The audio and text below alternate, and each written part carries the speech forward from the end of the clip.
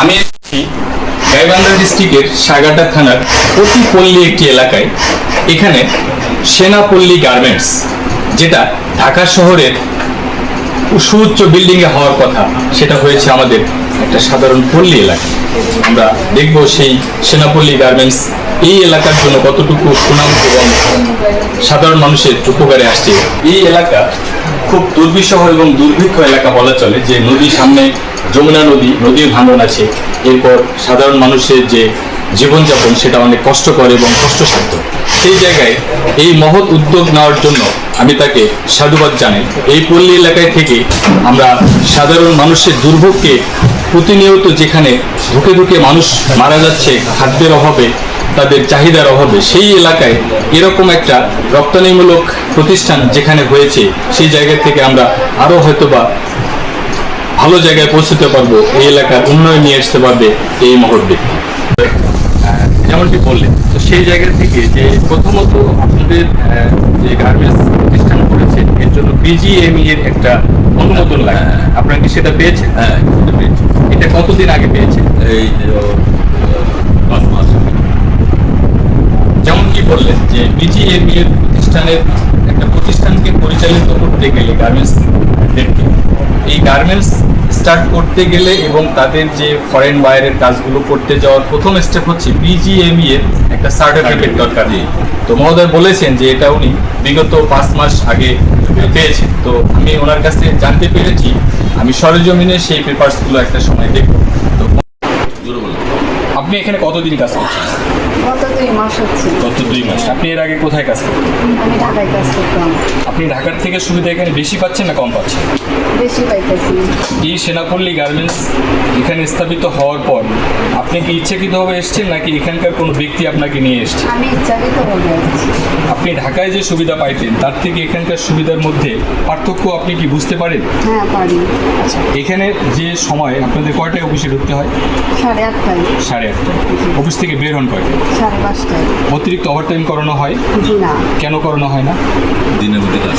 মানে আমাদের সময় যা, তাই সেই সময় অনুযায়ী আমরা ডিউটি করি। আপনাদের যে অর্ডারগুলো করছেন, আপনি তো একজন অপারেটর, সুইং অপারেটর। তো সেই জায়গা থেকে হয়তোবা দেখা গেল যে আপনাকে যে একটা বান্ডিল দেওয়া হয়েছে, যে এই বান্ডিলে আপনার 300 পিস ফ্যাব্রিক্স রয়েছে, এটাকে আপনি কমপ্লিট করতে পারবেন। আপনি কি 5টার মধ্যে কমপ্লিট করে সেটাকে দিতে পারেন, নাকি অতিরিক্ত ওভারটাইম করানো হয়, যেটা আপনি আমার কাছে গোপন রাখছেন বা প্রকাশ করছেন না? সময় মতোই দিতে পারি। ধন্যবাদ। খুব ভালো লেগেছে একটাই কারণে, যে পল্লী এলাকা থেকে এত সুন্দরভাবে একটি গার্মেন্টস তাদের কার্যক্রম পরিচালনা করে আসছে।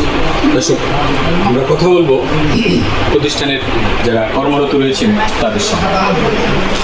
আপনি তো জেনারেল ম্যানেজার, এই বায়ারের যে অর্ডারগুলো করছেন, এই প্রোডাক্টগুলো কতদিনের মধ্যে ডেলিভারি যাওয়ার কথা ছিল? আমাদের যে টিউরির যে টাইমটা দরকার থাকে আর কি, টিউরি মেনটেন করে তার আগে এটা কমপ্লিট করে ফেলি। কারণ আমরা টিউরিতে ওইভাবে দেওয়া থাকে যাতে 2-1 দিন আমরা টাইম পাই, যাতে শিপমেন্টে কোনো ঝামেলা না হয় বা এক্সট্রা আদার্স কোনো সমস্যা না হয়। সেই হিসেবে আমরা টিউরির আগেই হচ্ছে আমরা এটাকে শিপমেন্ট করতে পারি এখান থেকে। তো এখানে টোটাল কয়টা, মানে কতজন বায়ারের অর্ডার রয়েছে? এখন রানিং হচ্ছে আমাদের লাইনে একটা কাজ আছে, চলছে, আর ফিনিশিং আছে, আমি কাজ হয়ে কেটে যাবে। তো আমাদের এখন বলতে পারি এখন আপাতত আমাদের হাতে 2টা বাইরের কাজ রানিং চলতেছে। তো মহোদয়, আমি জেনারেল ম্যানেজারের কথা শুনলাম, আপনি তো চেয়ারম্যান। আপনি আপনার জায়গা থেকে যে ফরেন বায়ার যে অর্ডারগুলো দিচ্ছে, এই অর্ডারের পরবর্তীতে আপনি আশা করতে পারেন যে এই অর্ডারটা ডেলিভারি হওয়ার পর, শিপমেন্ট হওয়ার পর আপনি নতুন কোনো অর্ডার পাবেন, বা তাদের এরকম কোনো সংখ্যা আপনি পাচ্ছেন যে নতুন অর্ডার দেবে?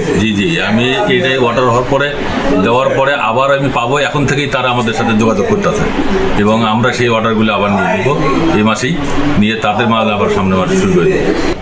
দর্শক, দেখতেই পাচ্ছেন 2 থেকে 3 লাইন একটা গার্মেন্টস সেক্টর স্টার্ট করেছে এই পল্লী এলাকায়।